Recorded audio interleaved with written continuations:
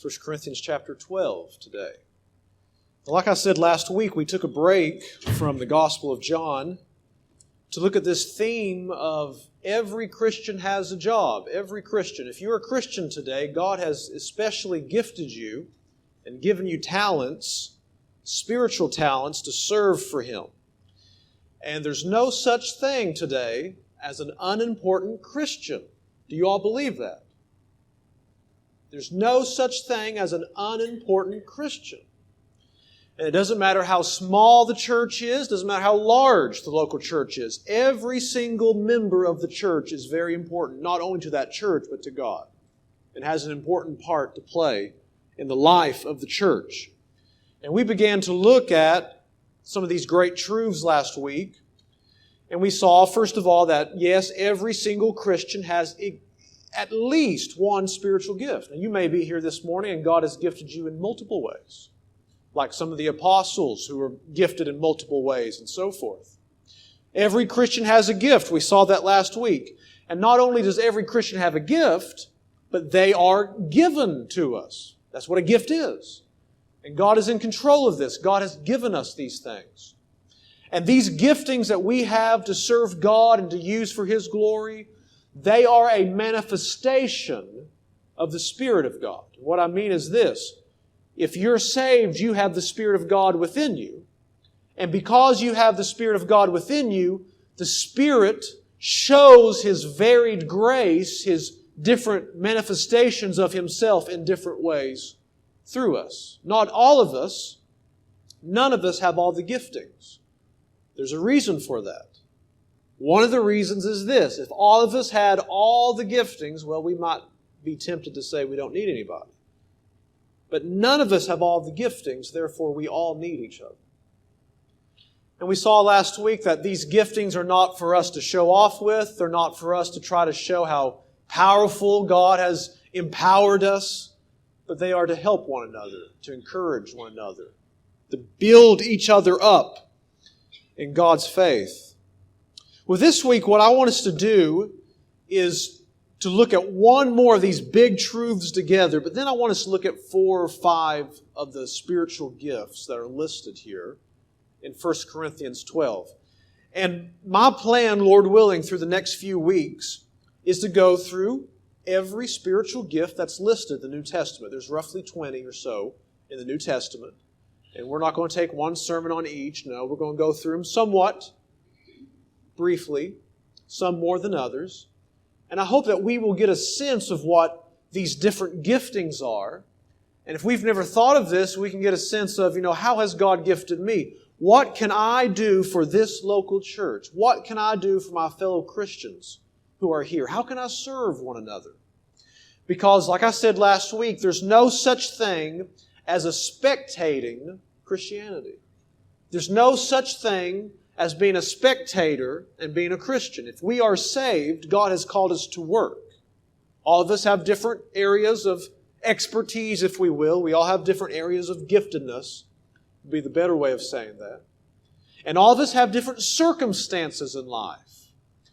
So our serving will not look like someone else's serving, but it is serving for the Lord. And God has called us all to do this.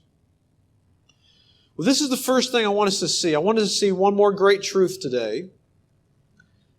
And it comes from verse 11 and verse 18. Look in chapter 12 of 1 Corinthians. Verse 11 and 18. The Bible says, "But one and the same Spirit works all these things," Paul says, "distributing to each one individually just as He wills." Just as He wills. This great truth is this. If you're saved today, God has gifted you. And He has given you the gifts that He wants you to have. It's Him that gives these things to us. And it says here, "But one and the same Spirit works all these things." It's the same Spirit of God inside of us. It's the same God we're going to see in verse 18 in just a moment when we read it. But it's the same Spirit that lives within us And He has given us what He wants us to have. Not all of us are called to do the same thing. Not all of us are gifted in the same way. But God, know this, God has given you the gifts that He wants you to have, not what He wants your neighbor to have, or not what He wants your cousin to have. But God has gifted you with what He wants you to have. Look at verse 18, you see the same thing. But now God has placed the members, each one of them, in the body, just as He desired. So God has given you what He wants you to have. God has gifted you the way that He saw fit.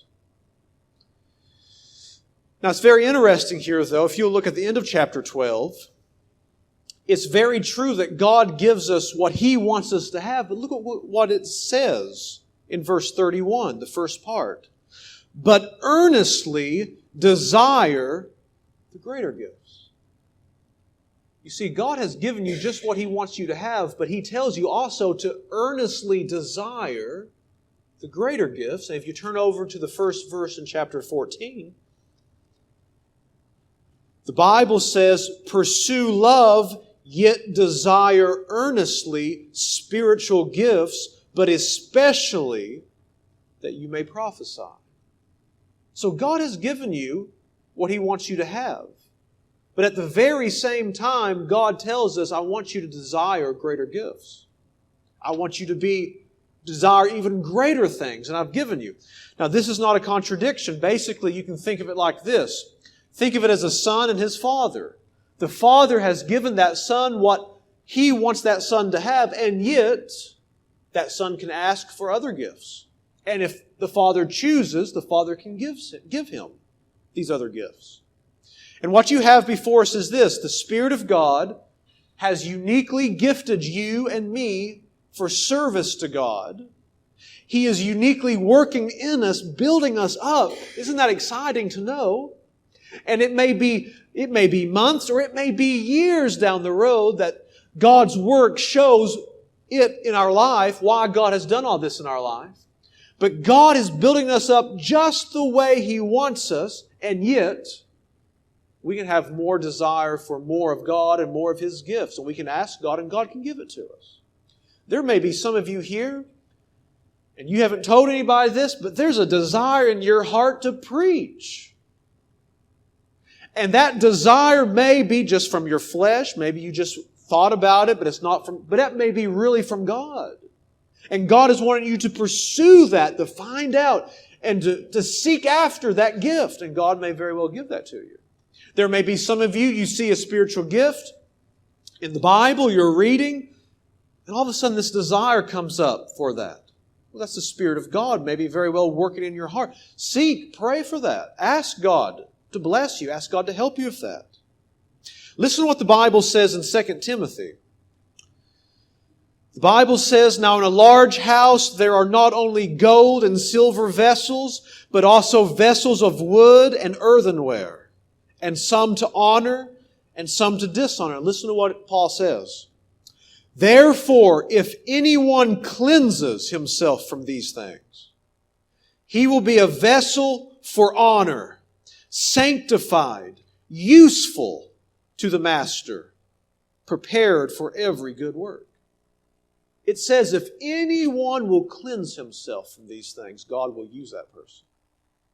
So you may be here today, God has given you a gift, and yet you need to cleanse yourself. You need to come to God. You need to get closer to Him, that your gift may grow. So, I don't know where you're at today, but you hear this, you hear what God has said. Let me just ask you this, what I asked you last week. What is your gift? Do you know what your gift is yet? God has gifted each and every person with a gift that He wants us to have, and yet the Bible says we can desire more, and God may give us more. Well, I want us to turn our attention now. Turn back to 1 Corinthians. And let's start in verse 7. I want us to look at maybe 4 or 5 specific giftings today. 4 or 5 different giftings that God has given Christians today.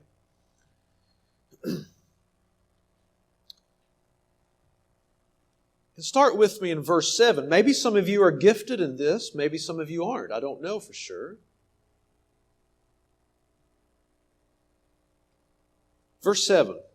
But to each one is given the manifestation of the Spirit for the common good. Now look in verse 8. For to one is given the word of wisdom through the Spirit, and to another the word of knowledge according to the same Spirit. So let's look at verse 8 for a few minutes. And we'll take the word of wisdom and the word of knowledge together. They're close, they're not the same, but they're similar. What does it mean to have a word of wisdom? And what does it mean to have a word of knowledge here? This is not just speaking about some bare knowledge that we may have. Maybe you've studied a topic, maybe you've Googled it. Google's the answer to everything now, isn't it? This is not speaking about some bare knowledge you may have. This is not speaking of common sense. There's a lot of lost people who have common sense. This is speaking more than just simply having knowledge. This is speaking of something more than just having common sense. It's a word of wisdom by the Spirit, a word of knowledge by the Spirit. Let me give you a few examples how this may show up. Do any of you know anyone in your life who's a godly Christian, and yet you've gone to them before, and it's just like they're able to give you advice from the Bible like that? They're a godly Christian, you come to them with a situation. It may be a situation they've never thought about before. I think this gift especially is speaking to wisdom and knowledge given on the spot. I have a friend like that. Not that I always agree with everything he says, but I may come to him with a question. Something I'm struggling with, maybe a matter of conscience, maybe a matter in my life or even in the church. I come to my friend with this question, and it's almost like the wisdom of Solomon. Now, I wouldn't tell him that if he was here. But it's almost like he always has the right thing to say. I think he has the gift of wisdom, the gift of knowledge. Now, this is very important to say. When you're reading here in verse 8, and this is a reoccurring theme from what we're going to look at, but when you look at the gift of wisdom, the gift of knowledge, don't think that some Christians have wisdom and some Christians have knowledge and other ones don't. That's not at all what this is saying. If you are saved, every single Christian has wisdom. Every single Christian has knowledge. And we grow in this by reading the Bible, by prayer, by fellowship. All of us have wisdom and knowledge. But what this is speaking about is this. It's a special gifting by the Spirit for wisdom and knowledge. You're able to speak forth God's truth to people in a very wise way, a very knowledgeable way, and give advice to people. This may be somebody who's a Christian counselor. Somebody's called to that. It just seems like they have the right thing to say on the spot many times. Well, that may very well be someone gifted with the word of wisdom, the word of knowledge. This could go with someone who defends the faith. Maybe you have a friend, and this friend you've noticed, maybe on the job or maybe in family affairs, this friend is able to defend the Christian faith. Maybe you got somebody on the job who likes to make fun of Christians. They like to ask these hard questions sometimes. And you've got a friend who works with you there, and it just seems like he has such an ability to defend the Christian faith. Well, this person may very well have the gift of wisdom and the gift of the word of knowledge. It says of Stephen in Acts chapter 6, it says, and they were not able to resist the wisdom and the spirit by which he spoke. Maybe you're gifted in this today. You've not thought about it that well. Another example of this, how many of you remember the men of Issachar? The men of Issachar. 1 Chronicles. It says this of the men of Issachar. Of the sons of Issachar, men who understood the times with knowledge of what Israel should do. You had these men back in ancient Israel, and they understood the times. And they knew exactly what needed to be done with Israel in that day. Well, these men very well may have had the gift of the word of knowledge or the word of wisdom. Now, you may be here and you think you have this gifting, and you very well may. We need to use humility, though, don't we? We need to be humble about this because we can be wrong. We need to test everything we think by the Bible, even these giftings that God has given us. We may think we have this gift, and we may very well, and yet the Bible has to be our standard to judge our gifts by. We need to have humility. This is a very good gift. Advice, counsel, defending the faith, help to fellow Christians. Maybe you're here. Maybe you're gifted in this. Look in verse 9. Look at this next gift we're going to look at. And it says, to another faith by the same Spirit.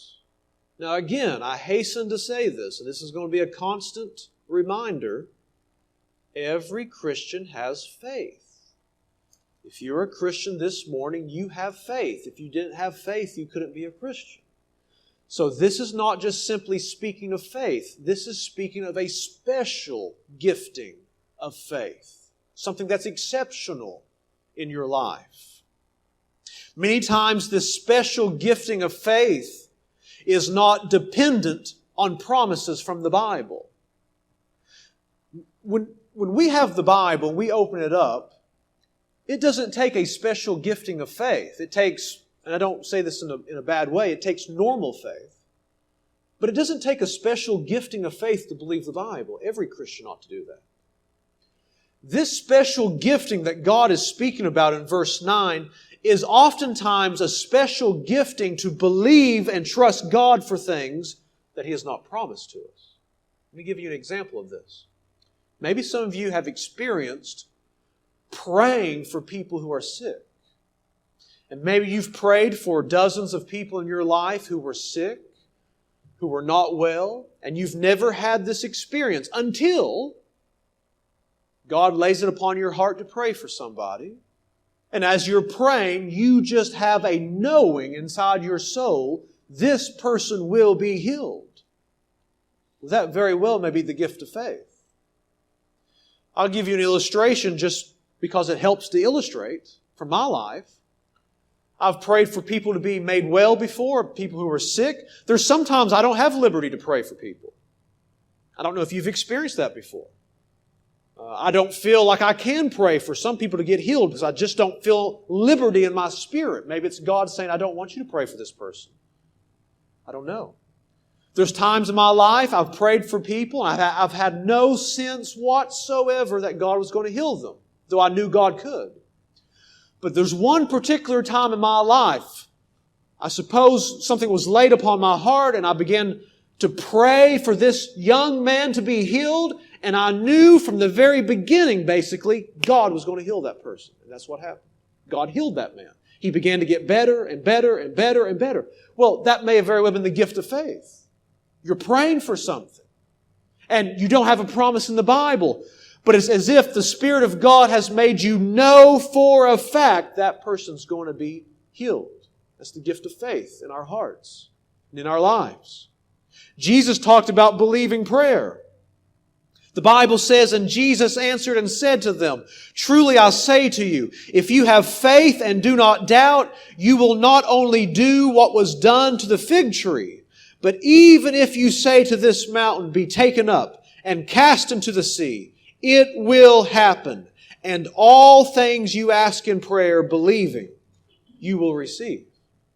Now, this is not talking about someone who's trying to work up faith in their heart. They're trying to work up faith. This is not talking about someone who's rolling on the ground. I've heard of a testimony like that, honest. A man who was trying to build his faith, so he got on the ground and started rolling. Now that's insanity. It's not something we work up. It's not something that we can make ourselves believe. It's something that's given to us. You're trusting God maybe for a job, or you're trusting God for something, and you're praying. And you don't know for sure if God's going to give you what you're praying for. But all of a sudden you have this knowing in your soul that God's going to do that thing. That's the gift of faith. A man like George Mueller had the gift of faith. George Mueller, back in the 1800s, a preacher, a missionary, evangelist, but he also is most famously known for taking care of orphans. He had many orphanages, and he would gather orphans up, take care of their needs, and one morning someone came into his study or to his office and told George Mueller, "We don't have any food today." And George Mueller gathered everyone around. They sat down, I believe it was at the dinner table, and he prayed and thanked God for their food. And he heard a knock on the door. And what had happened that morning, someone delivering milk had broke down, and instead of just letting the milk spoil, he brings the milk to the orphans. A baker that the night before felt like God impressed on his heart to give the orphans that day bread. Everything was taken care of. This man had a gift of faith given. He knew this was going to happen. This was not some kind of mental games he was playing with himself. He knew in his heart and in his soul, though, this was going to take place. The gift of faith can be a great encouragement. Maybe something has happened and a lot of people around you, maybe even in the church, they're down. They're worried about things. And someone comes along and says, no, brothers and sisters. Why are we worrying? God owns the cattle on 1,000 hills. God's going to take care of us. Not one bird can die today apart from our Father's will. God's going to take care of us. This gift of faith can lift us up and encourage us and help us. We'll look in verse 10 now, or end of verse 9 rather.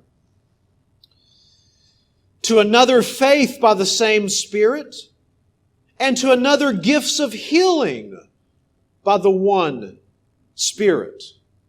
Now these gifts of healings, like I said last week, I don't believe the people in the New Testament could use this gift anytime they wanted to. The power of the Lord had to be present, had to be given to them. But this gift of healing was a sign of the Messiah. It was the sign of an apostle as well. They went around and by God's grace were able to heal people. Do you remember John the Baptist? Down, doubting, he's in prison, getting ready to have his head cut off. And he's wondering, is Jesus the one? He's wondering that. And Jesus says to him, send word back through his disciples, send word back to John that the blind receive sight.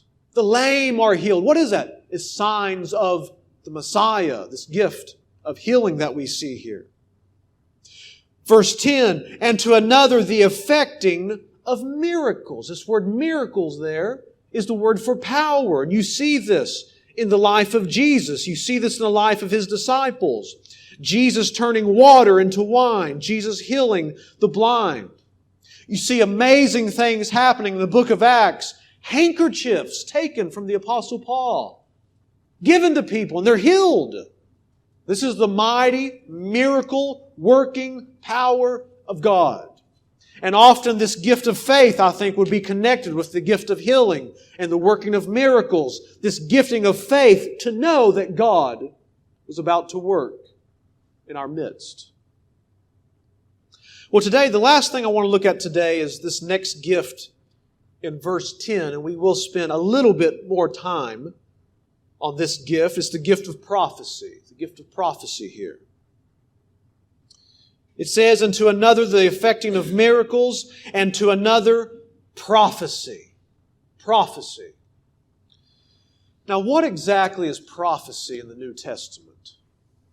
It's at least three things. First of all, it's telling forth future events. Do you all remember the prophet Agabus in the New Testament, the book of Acts? Told forth the future of what was going to happen to the Apostle Paul. So it most certainly is speaking forth the future at times.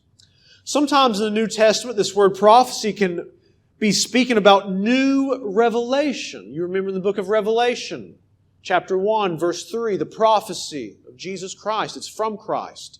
It's new scripture from the Lord. Now, of course, the Bible is closed. We have everything God's going to give us. There's no new revelation in that sense, certainly.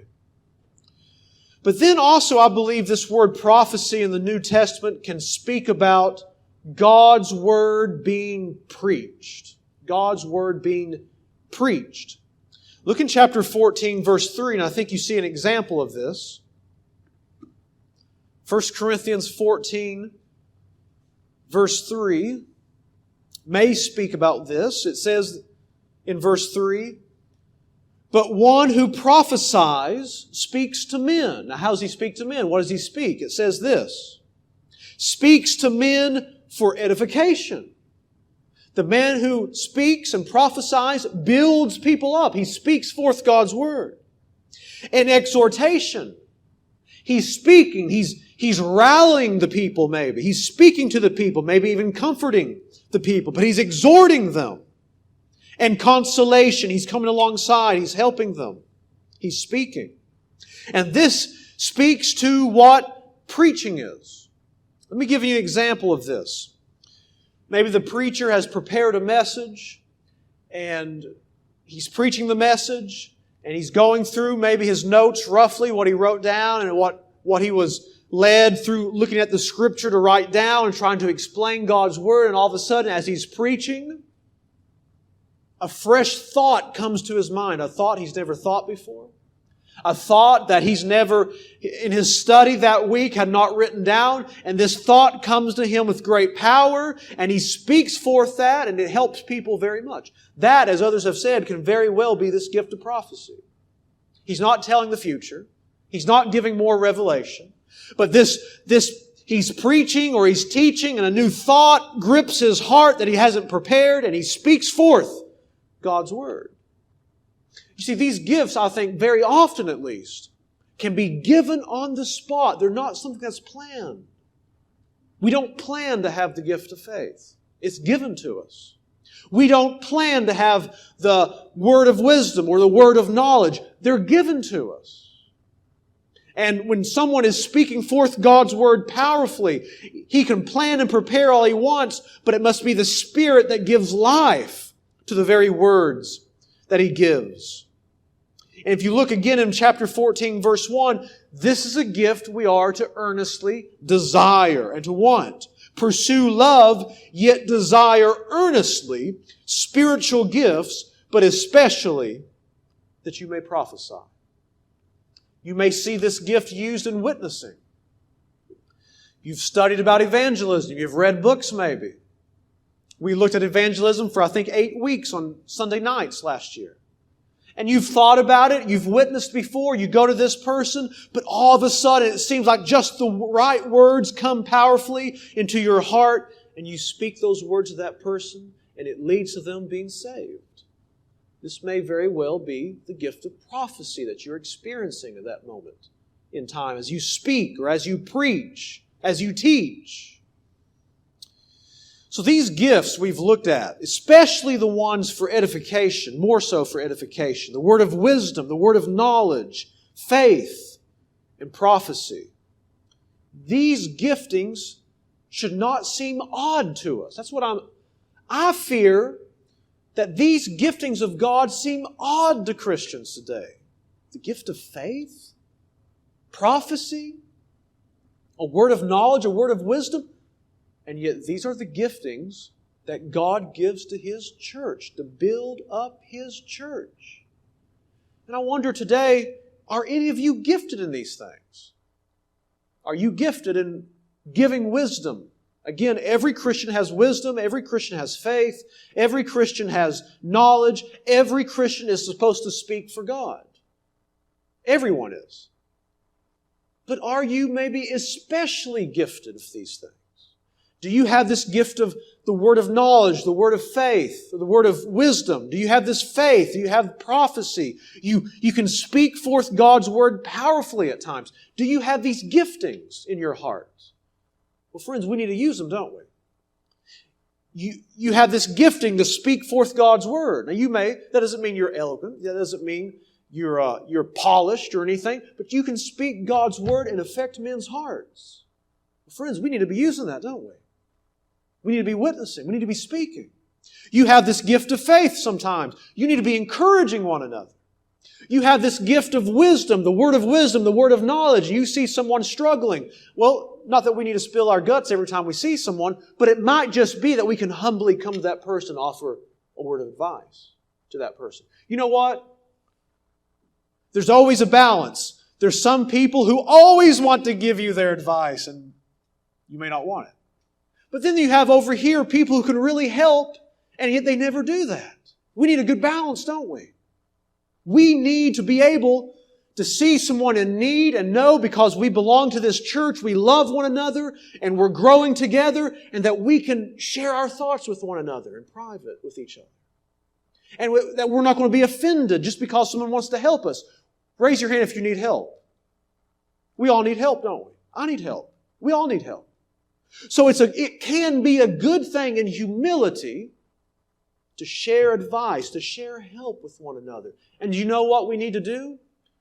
We need to have the hearts to receive that advice in humility, don't we? We need to have a heart prepared to say, yes, I want to open my heart up and receive what God may very well be saying to me through His Word, through this brother or sister who's speaking to me. To receive that. Now, it may not be right, but we need to have a heart to receive and a heart to give in humility. Well, this is just a few of the gifts that we're going to look at, is my plan. And I pray and I hope through doing this that we will see what these gifts are. Maybe some of you will see, you know what, I've been gifted in that, and maybe I pushed it away some years ago, and I need to come back and repent and start back and serve God where I left off so many years ago. These giftings are for the church, and they're for us. And I pray the Lord will bless us as a church as we study these.